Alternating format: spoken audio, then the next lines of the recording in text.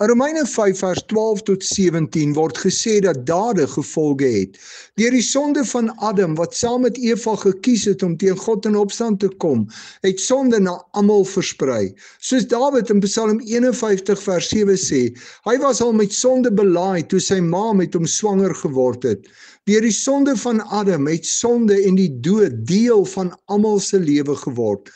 Nadat Paulus dit gesê het, trek hy 'n lyn na Jesus Christus en sê dat Jesus die tweede Adam is wat deur sy offer aan die kruis vir ons sonde genade vir almal gebring het. Die gevolg van Christus as tweede Adam se genadedaad aan die kruis is dat daar nou genade en vryspraak vir baie is.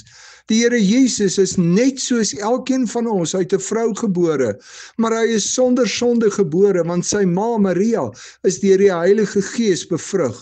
Jesus het ook volgens 1 Petrus 2 vers 22 nooit sonde gedoen nie. Daarom kon hy vir ons almal se sonde en skuld betaal, want hy was sonder sonde.